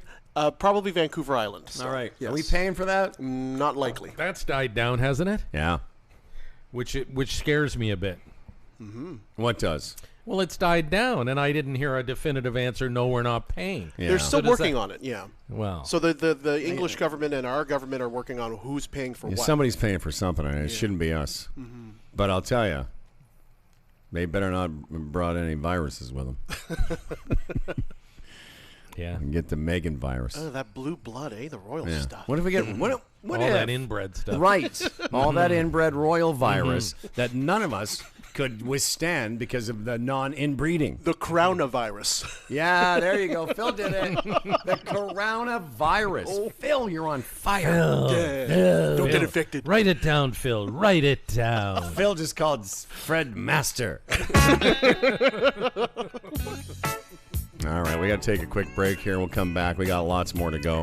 This is Fred's last show for a month. No, don't say it. I'm glad you said that. I I said this is Fred's last show. I can't do your You're so edgy.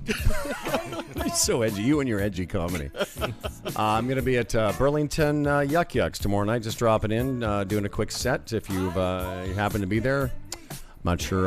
When I come back, I'll tell you who's headlining. Anyway, there you go. It's Humble and Fred Radio and humbleandfredradio.com.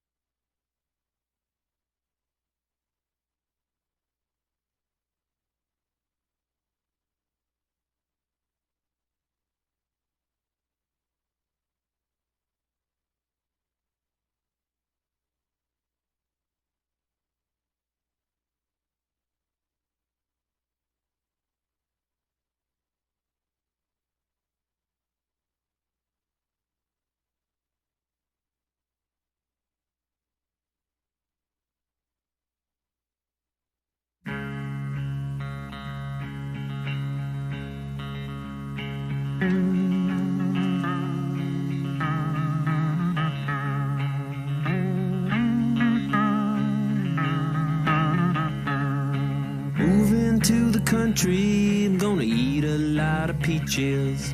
I'm moving to the country, I'm gonna eat me a lot of peaches.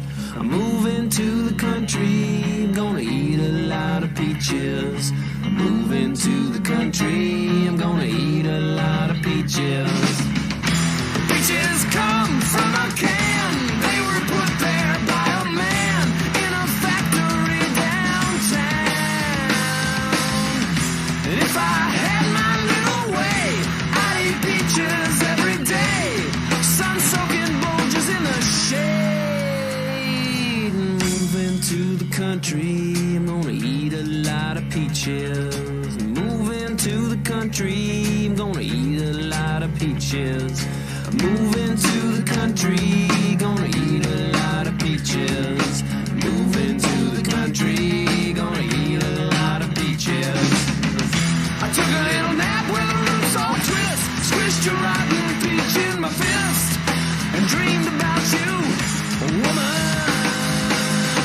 I poke my finger down inside, make a little room for an ant to hide. Nature's candy in my hand, or can, or pie.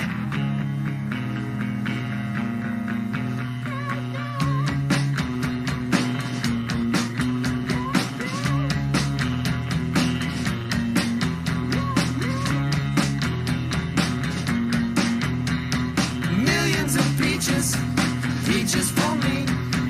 Millions of peaches, peaches for free. Millions of peaches, peaches for me. Millions of peaches, peaches for free. Look out!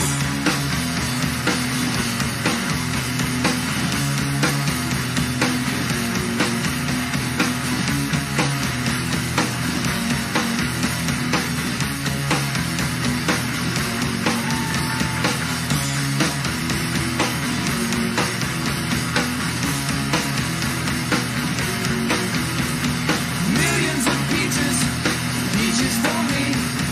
Millions of peaches, peaches for free. Millions of peaches, peaches for me. Millions of peaches, peaches for free. Look out!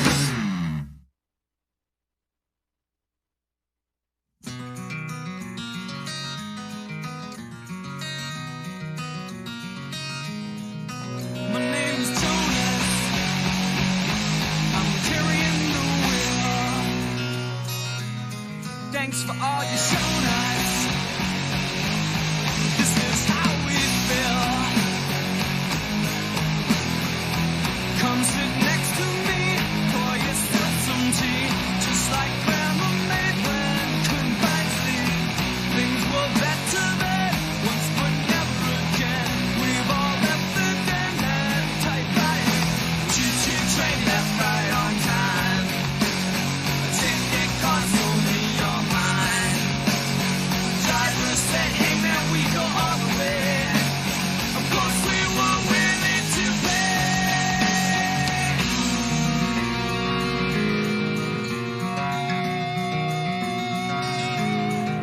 My name is Wakefield. Got a box full of your toys. Fresh out of batteries. But still making noise, making the noise. Tell me what to do. Now the tank is dry. Now this wheel is flat. And you know what else? Guess what I received in the mail today? Words of deep concern from my little brother. Building's not going as he planned. The foreman has injured his hand. The dozer will not clear a path. The driver swears he learned his math. The workers are going home. The workers are going home. The workers are going home. The workers are going home. Yeah!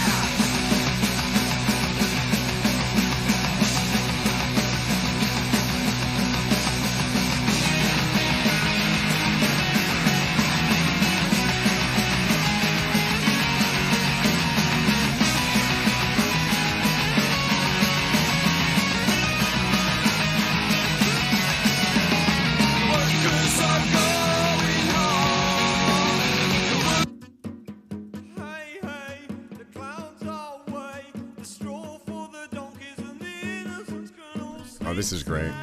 Fred's negotiating with Doll to come on and talk about wearing a surgical mask to the airport. I just wonder how this is going to go. It's Humble and Fred Radio. Remember us? We used to be on the radio. Isn't it weird? Like, Oh, yeah, she's agreed. oh, has she? Radio's so weird. Here we are doing it. We've been on the radio a long time. But I'll tell you what, in all the years we've been doing this show, it's a rare opportunity when Delise Patterson agrees to come on the program, as we're all trying our best to make sure this virus doesn't spread. Delise Patterson, how are you this morning? I'm good, Howard. How are you? Fantastic. Oh, and Rachel just came down from the residence. Oh. And so everyone's here. Rachel, Doll's going to wear a mask to the airport tomorrow. A surgical mask. Surgical mask. Uh-huh. And Dolly, what are your reasons? Well, because I don't want to take any chances of catching this virus that's going around. I'm going on vacation. I don't want to be sick. No, that's a very good point. Well, that's what and you obviously, Doll, you haven't been listening, but I said you're smarter than me. You're more rational than I. Well, hold on a second. When we were speaking to Danny, our son, last night, who travels a lot, he's traveling to London this weekend. Yes, England. He said he has gone out and got a mask and suggested that we do. Well, see, he's smarter than I am, too. There you go. Yeah, the thing is with you, Doll, though. Yeah. And I said, Fred, you're a very smart woman. I said one of the smartest things you ever did was hang on to the Fred man. I mean, I say that from the heart. Yeah, and there was no punchline. There was. He's beautiful as Fred. But here's what I would say. Yes, Howard. You've been with Fred. I mean, we're going back to the old days of the van and the mattress. Where you've been, Oh, my goodness. Yeah, you go back with Fred a long time. I would think. This is why I don't come on. This is why. Bring that stuff No, but up. wait, Doll. I would think if anyone had built up an immunity to any virus, it would be me. you. Yeah, I don't know what you're worried about, Doll. So You've should I just lasted get rid this of them? long. Yeah, Not you know, bother? I always find myself in this position. So yesterday she's talking to her dad. They go in to his room and they come out. She has these masks. And I said, what are you doing with those? She says, I'm going to wear one at the airport tomorrow. Immediately I start laughing like, oh, this I can't wait. No, I know. And now here I am a few hours later talking You're to you. probably going to wear one. Oh, yeah. Yeah, that's the thing. I know. I can't wait. I want pictures. Well, Doll, can only you if take there's pictures? somebody coughing around me, or I just it's better to have them than not. Well, why don't we ask somebody who has spent a great part of her adult life working in the travel industry. Here's a woman that used to work. Let's get her on here now, because she used to work. She's traveled all over the world. She ever was worn one. We'll find out. This woman, I believe it's Miss Rachel Hilton. Rachel, welcome to the program. Formerly of some very big companies, Brookfield and Robinson, and Butterfield and Cork.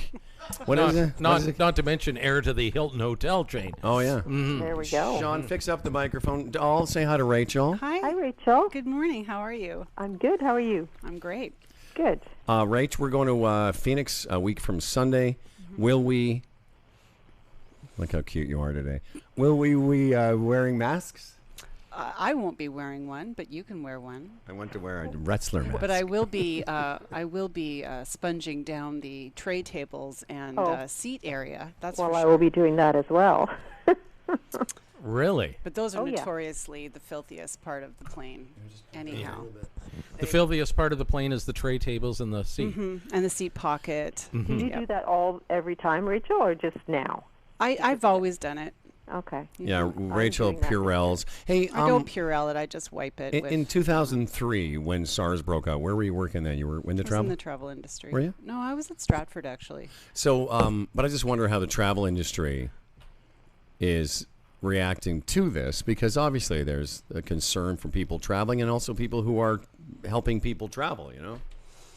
Well, I mean, you heard about the flights that are now restricted to China, but I'm sure that there will be lots of people considering trips to, sort of warm South Asian destinations. I don't know. I think it's just human nature. And I think that there's also maybe a little bit of trepidation around for those companies who offer, group trips where there are a lot of Asian passengers. Rachel told me the story, Doll, that one of the companies she used to work for, sometimes a group will book the whole voyage. Right. And, there might be an entire group of Asian people and to control the environment. Right. Well, they do that because they have the language barriers there, and they have enough, interest to fill a whole ship. Well, thank you. So it's not, but I think it's more that, I'm sure that there's outbound restrictions as well that are going to be coming for them. Okay. I'm just sitting here thinking, next time we fly, Doll's gone. Want me to rent the whole plane? Yeah. Well, seriously, you're Brampton royalty. You can do it. The whole plane. Yeah. Hey, Doll. Yes, Howard. I just want to wish you the best. I know you guys are gone for a month. We're going to miss everybody. And and you as well. You thank guys are gone for a couple of weeks. We're gone for a couple of weeks. And Doll, have a great time. I've been to that area where you guys are staying. My brother's hooking you guys up with a friend of his that I've met. You're going to have a nice time, and Fred's going to love it. And the golf guy, Doll. The golf guy. Right. Okay, cool. Rachel Hilton, thank you for your input this morning. Yes, appreciate nice it. to have you. Sure, it was very Look, helpful. we had both. Have they ever both been on at the same time before? Oh, Maybe no, I don't That's think great. so. Yeah, it was It's a first. It's fantastic. Humble and Fred Did, first. Didn't you guys, when we were out for dinner a week or so ago, talk about having a pajama party or something? We did not. might. Oh, absolutely did not talk about that. Oh, okay. All right. So, Thank okay, you. we're not. Doll was going with it. He was like, yeah, let's do it. All right, Miss Rachel Hilton, thank you very much, and all the you're best very of luck welcome. to you. Thank you. Okay. Have fun. Bye, guys. Travel You guys safe. too. Thanks, Dolly. Thanks, Doll. All right, Rachel. See ya. Thank you, Rachel. That's Rachel Hilton. Yeah. Well, you might, if you just I'm going to wear one tomorrow just for the photo op. For the photo op. Take a mask picture with your mask. Now, if I wore one of those surgical masks into the bank, do you think they'd call the cops? Phil. Phil's laughing his head off. You have to watch what you're doing with those masks. Yeah. Listen, you know why? If everyone's wearing masks next Sunday, I'm wearing a mask. Why? What do you mean, please don't? I'm older than you. I can't afford viruses. Hey, Phil. You're going to love this. So, they don't, they call it the coronavirus, right? That's right. And right now, the only antidote is to take the lime from the corona and put it in the coconut. That's right. I've been waiting. That makes sense. I know. Why wouldn't you? Put the lime in the coconut, Phil. That's right. Drink them both up. The lime and the coconut. We're laughing our heads off. Nobody else is. No one cares. It's a pretty old Rachel. reference. Why did I find that so funny? Well, because I knew you would. No, Rachel doesn't find that kind of stuff funny. Hi, Rach. Hey, we got great news. Speaking of drinking, Sean Sargent's here. Sean, in a second, we're going to talk to Sean doing what a lot of people are doing, going dry for February. I didn't know that was a thing, but Sean's going to explain it. First, let's talk about this. CDN Technologies, are you getting tired waiting for your computer company to fix things? Are you worried about getting hacked or a data breach? Is your current IT team spending 10 hours on a 1-hour problem? Well, we have the solution for you. CDN Technologies. Fast, friendly, highly responsive, okay? They should be the people to look after any of your problems. And don't forget the whole preventative thing, too. They're right into that. CDNtechnologies.com. That's how to get a hold of our good friend Barb. She'll look after you. Oh, yeah. Keep going. Hold on. Just hang on a second. There we go. You're traveling tomorrow. You'll be taking your Gig Sky hotspot, I'm sure. When we go away, we'll have our hotspot with us. You don't really need it, though. You can get the Gig Sky eSIM, now available on the new Google Pixel 4 devices, as well as the Pixel 3 and 3A. Gig Sky, Phil, the same regional and world plans available on the eSIM-enabled iPhones. They're available on the new Google eSIM phones. It's very simple. All the details at humbleandfredradio.com. Click through the Gig Sky link. Badge. When are you going? When are you going? You're going to Cambodia, Thursday, right? Yeah. This time next week. Off to China. And you've Gig Skied all over the world, Yes, man. I have. Yes, I have. What's it like? Is it good? Oh, lovely. It's the best. Seamless. Yeah. That's what matters. That's a great thing, no matter what country you go to. Yeah, your cell phone provider's got plans, but they're ridiculous. How dare you? Gig Sky. Our good friends will help you out wherever you are in the world. GigSky.com. Go to Humble and Fred Radio. A lot of people come the new year like to set goals. I believe they're called resolutions. Are they not? Phil? Yeah. I think they're called that. And I just noticed on Sean Sargent's Facebook that he's going dry for February. Yes. So it's a charity plan. I don't know. Anybody can do it, and for any reason, really. But it's called Dry Feb, and it's run by Canadian Cancer Society. Nice. And the goal is to raise money for whatever reason you're giving up alcohol for the month. And yes, go dry. See if you can do it. Get donations. So yeah, I've set a goal for $250. Pretty moderate and reasonable. I got $300 donated last year for doing this, and yeah. So as soon as you get 250, you drink again? No, it's just it's motivation to reach a goal. Really, you set a goal, and it's for charity, so you want to make as much money as possible. And yeah, I'm dry for February, so it's a physical, personal goal that I'm trying to accomplish, and charitable goal. So what is the St. George in Georgetown going to do without that revenue? I don't know how they'll pay the That's rent right. for. I don't know how they'll pay the February rent. So is their dad doing this too, or just you? No, just me. He can't Yeah. do this. So today is the 30th. Tomorrow's the 31st. So will you be like just nonstop piss tanking it up? Is that what you say, piss tank? Mm-hmm. Yeah. Yeah, it's something like that. Well, yeah, I got to have a little bit of fun this weekend before. Well, no, it's Friday. It's 29 days off too. It's February's long February this year. So. Is it? Well, I hope you have better luck with this than you did the smokes. Well, I did this last year. I think it'll be okay. You'll be fine. Yeah. And actually, this gives me a reason to, stop the smokes too, because not at the bar where. Because there's not enough good reasons to stop the smokes. It's the bar's fault that you smoke. Yeah, it's a social thing, Yeah. really. No, so. I get it. Well, will you not smoke either, or just smoke less? The goal is to try and cut back on everything, so I'll probably smoke a lot less and cut down to that's the March goal. Well, very good. And it's what good for you though. I mean, it's February includes the Super Bowl, which is Sunday. You're going to be watching it dry. You'll have to just eat some of those gummies that have like 250 megs of THC in them. And I think, if you really want to make a point here, you don't get high either. You don't smoke weed. You don't eat edibles either. Okay? We'll see.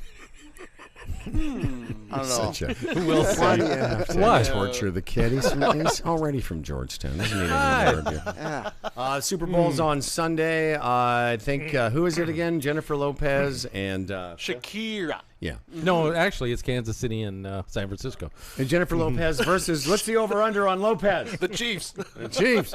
Already the Super Bowl ads are starting to leak into the culture. I just saw this one. It's a Hyundai ad featuring, what's that girl? Rachel Dratch from Saturday Night Live, and formerly, and John Krasinski from The Office, and Chris Helmsworth, I think. Anyway, they're all Bostonians. Now, what I understand, though, is what's the Boston connection? Is it in Boston? No. So maybe they assumed the Patriots were going back. Maybe, because this whole Super Bowl ad is these actors, these famous actors who you didn't maybe know had Boston accents, putting back on their Boston accents for Hyundai. Hey, Rachel, how are you? Hey, good. How are you? He's not getting that car in there. No, sir. Look at these two troublemakers. Hey, Johnny, how are you? Wicked car. Is that new? Yeah, it's a Sonata. Let me pack it. Oh, you're not fitting your car in there. Chris. And it's kind of cool because I didn't know Chris Hemsworth. That's the guy who's Thor. No, he's Captain America. Right. Who's that guy? Captain America guy. Do you know that guy? Chris Evans. Is that yes. him? And John Krasinski or whatever. It's very cute. And I just brought it up for a couple reasons. One, I couldn't figure out what the Boston connection was, and maybe that was what it was. But it's become, the ads are more interesting than the actual game and the money they spend on it. And did you know that the CRTC overturned that rule? So we're back to Canadian commercials this year. Oh, come on. Oh, yeah. Yeah, it was overturned. That's too bad. Yeah. So last year they were forced to leave the American feeds as they were. So the channel substitution is back in this year. So not that you can't see them online, as you just displayed, but, It's funny. That would be like if you were watching the impeachment hearings, but the CRTC substituted CPAC, whatever that crap, whatever that junk we have like here. a parliamentary committee on something. Okay, you can't watch that. You must watch the caucus. And the thing is, I'm pretty sure it's CTV again who have it. They go crazy with the show promos. Yeah. For their shows, because we're not allowed to run as much commercial time up here as they are in the States. So they fill it with all those show promos. Oh, yeah, it's too bad. And they pick one or two and just pound you with it. But So anyway. you're going to be in Mexico if you get there, and you're going to watch it in a sports bar or something. Oh, yeah. There would be no end of places on that road. Howie, I've got a picture, and I don't even know where I'm going. But I'm looking at a place that maybe has some big screen TVs, and half the bar is indoor and half is outdoor, and you know what I mean? And just sitting there, T-shirt and shorts, drinking some beers, watching the game. Oh, It's beautiful, man. Howie. Well, that's really good for you. Yeah, it is. Go for you. Yes, good for you. Good for you, Freddie. We talked we were going to talk about it, but we were talking about flying there and people wearing masks. A couple days ago, the U.S. Department of Transportation is proposing a new rule banning emotional support animals on airplanes. Do you have something to say about that, Georgetown? I got Sean? a good story about this, actually. There's a guy in the States that legally went through the process of claiming his beer as an emotional support beer. And he actually did this. This is legit in the States. He was it's stress and anxiety. He managed to get away with it and wanted to prove his point of how ridiculous the different kinds of animals and the different kinds of things people are claiming as emotional support animals. So he claimed beer. But a beer's not an animal. No, but inanimate objects you can claim as, But you I can need order to a have beer this. anyway. You can order a beer on a plane anyway. But it was about riding on buses and being in public, and he lived this like normal public lifestyle. I guess it came to a head a couple years ago when somebody came on a plane with a peacock. That's right.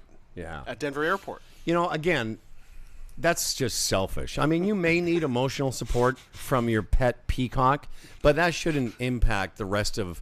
And that's what it is. It's they're saying that the emotional support animals have threatened the safety and health of passengers and crews. I'm telling you, if the peacock walks by you, you don't know if it's going to go rogue and start peacocking you. Captain's not prepared for that situation when No, the exactly. peacock walks through the door. Ladies and gentlemen, we're just waiting for all the peacocks to load, and we'll be pushing back from the gate anytime soon as the cats and elephants and rats. In case the emu You know, starts on a acting- serious note, it's, another one of those things done with the best of intentions, and then people just can't let it be.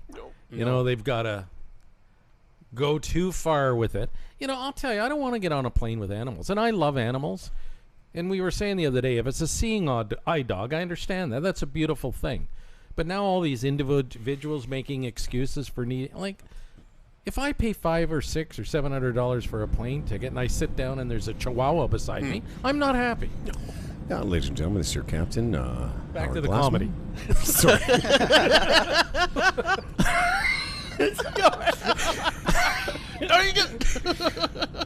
Ladies and gentlemen, this is your captain speaking. We're currently at 30,000 feet.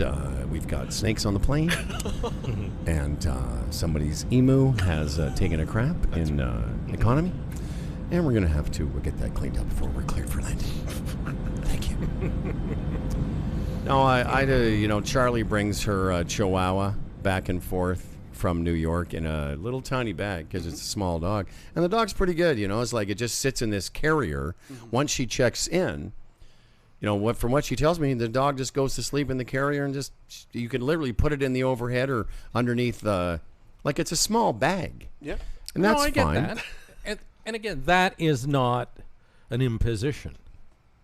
So to No, speak. exactly. But even like animals in the workplace, this is a growing thing. And we have a dog in the workplace here, but this is the residence, and we don't care.